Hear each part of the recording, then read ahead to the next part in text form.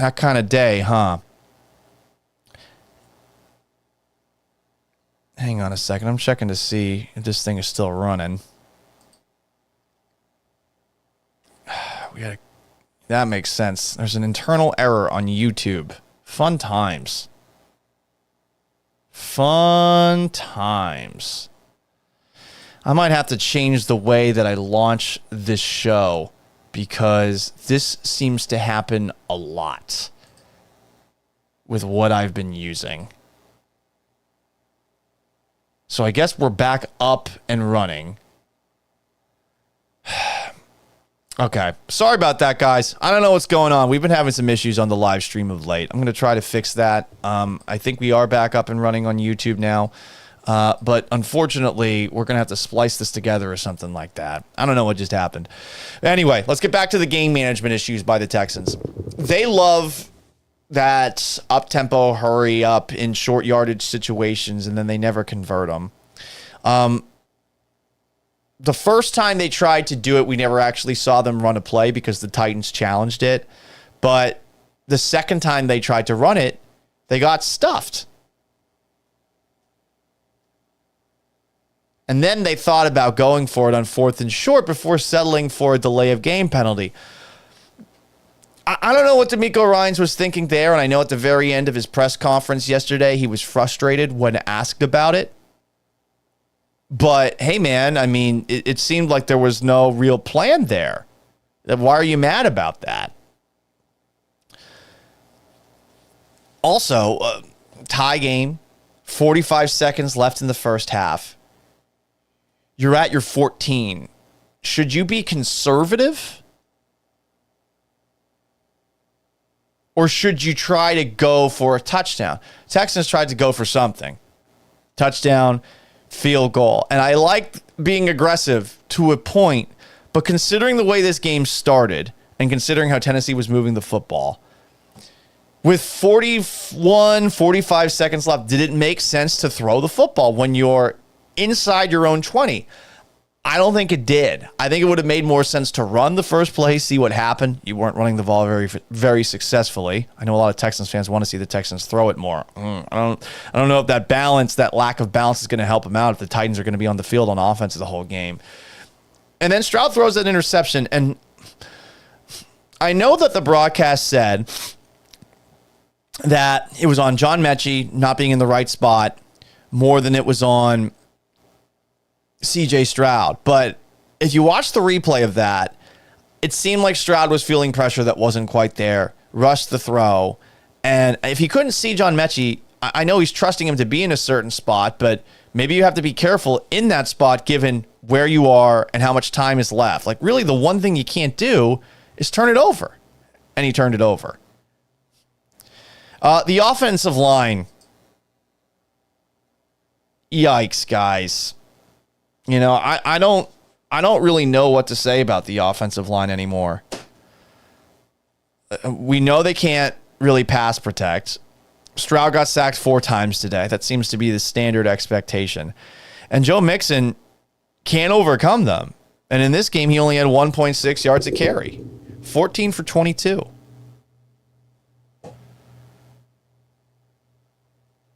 I mean, you know, what's the deal?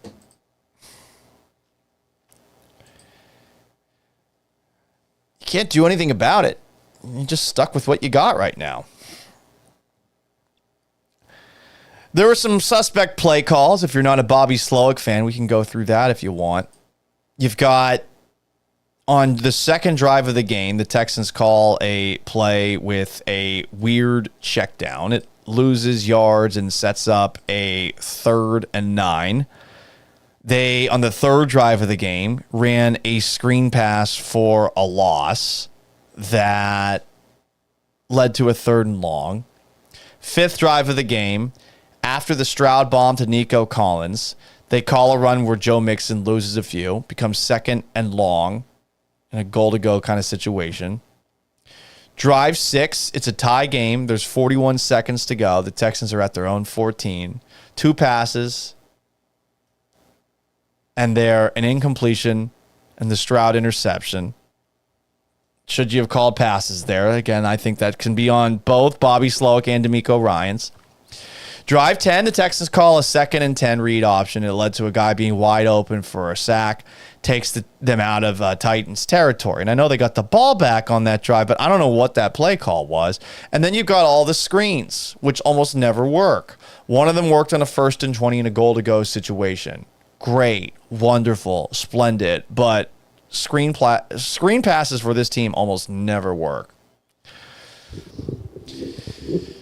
It just continues to get more and more terrible as I read through my notes here. All of the Texans' strengths were unable to make things happen today.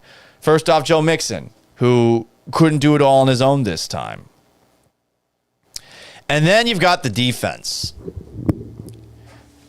Let's go back to it again. The first half, the Texans defense lost on just about every single play except for on the sacks. Every single play. And they had 5 sacks in the first half, so hey, that's 5 plays where they did well, but it was so easy for Tennessee in the first half. And this is the same offense that, again, had scored less than 20 points in every single game since September 30th. A drought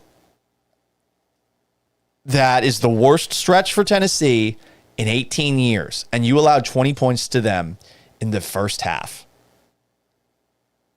You couldn't tackle. I mean, we talk about swarming all the time. Tony Pollard was bouncing off everybody, getting big gains left and right. You had the 3 busted plays with gains of 38, 62, and 70. 2 of them were touchdowns. And while you had 8 sacks, did Will Levis ever look uncomfortable? And it does make me wonder about the defensive game plan for this one. And I wonder if people will blame Matt Burke, the defensive coordinator, instead of DeMecoRyans for this as well, because it does feel like people are hesitant to blame DeMeco. Oh, he's a young coach. He's learning. Fuck that. Come on. Why didn't they treat Will Levis the same way they treated Caleb Williams? Why didn't they treat Will Levis the same way that they treated some of the other quarterbacks they went up against this year, where they just sent the house after them? I mean, Josh Allen, they created havoc for him. Anthony Richardson and Caleb Williams, I mean, those guys had nightmarish days. Why is Will Levis so comfortable out there? Why is Will Levis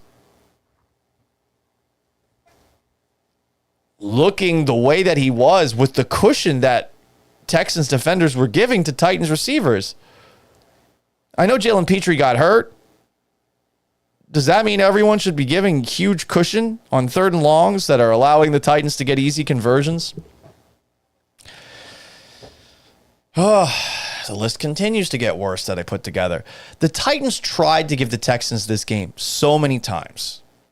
Drive 4. They have the illegal contact, which gave the Texans a first down on the eventual touchdown drive. Drive 4, Tony Pollard fumbles a handoff on the Texans side of the field. Drive 5, Will Levis took 2 sacks to take the Titans out of field goal range. Drive 6, there are 2 sacks after C.J. Stroud throws an interception, which forces a long field goal instead of giving the Titans a chance to potentially score a touchdown. Drive 9, Levis throws a pick 6. They kept on giving the Texans chance after chance after chance. There was the play where a receiver goes in motion. The ball hits him in the leg, and the Titans fumble. They have to fall on it. They were giving you so many chances to potentially win that one. The muffed punt to give you possession back after the offense stalled again. An offense that just can't do shit in the second half. They tried to give this game away. They played well, for sure, for long periods of time, but they tried to give that game away. And you didn't let them. You said no to help. I'm going to read a couple of comments before I get out of here. And I apologize for the technical difficulties. We did drop at some point and we lost a lot of our viewers. Solomon Grundy on X says Stroud needs this ego destruction. I think it's already gone. I think Stroud is reflective enough to know that, hey, I got to continue to be aggressive, but I haven't played well enough. He's the one taking the blame for everything. I honestly feel like a lot of other Texans have been rather indifferent to the issues that happen week after week after fucking week. Johnny Khan comments, okay, here's a weird take. What does our win against the Cowboys look better now that the Cowboys went to D.C. and beat the Commanders? No, I'm not doing that. I'm not doing that. I mean, the Cowboys look like they quit last week in that game against the Texans on Monday night. Sure, they beat the Commanders. That was a weird game. Heard the highlights of it. I mean, Washington should have won it. Dallas almost blew that one. But they missed an extra point at the very end, and that was that.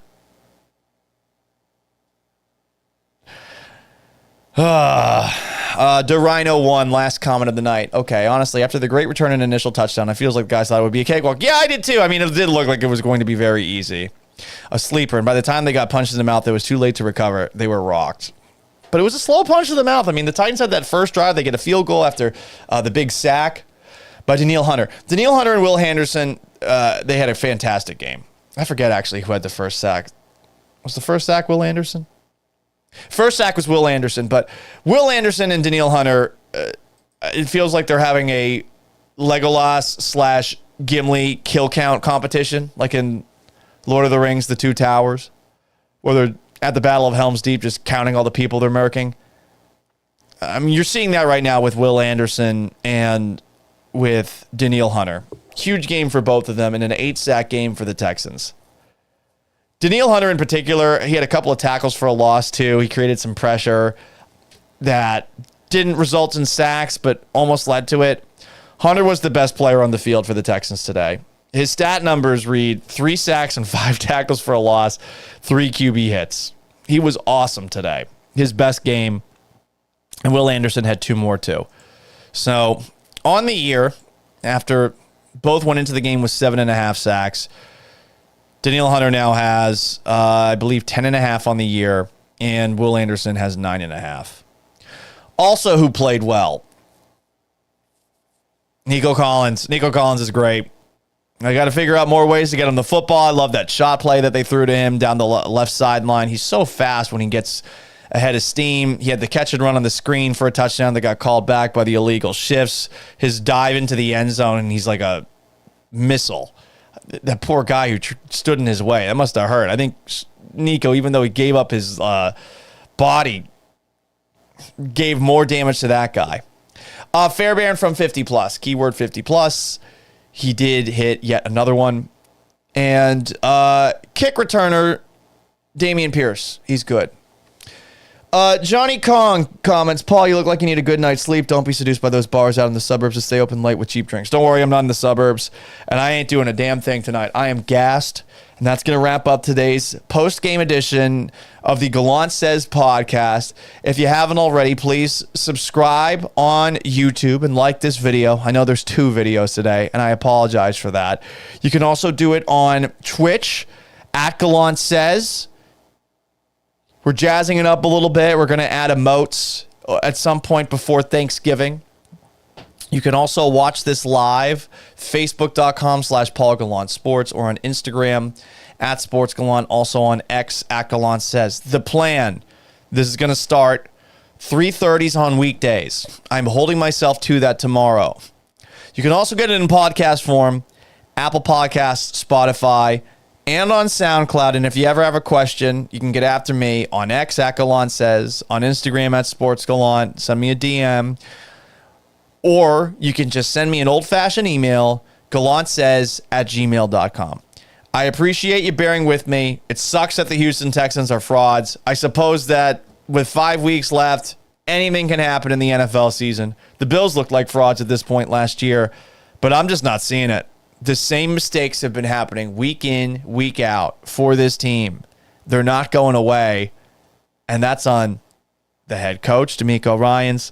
That's on the quarterback, CJ Stroud. They better figure it out.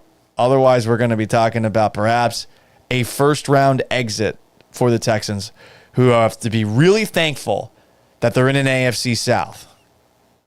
one of the worst divisions in the league, with a team at the bottom that just beat you in your own house. Ugh.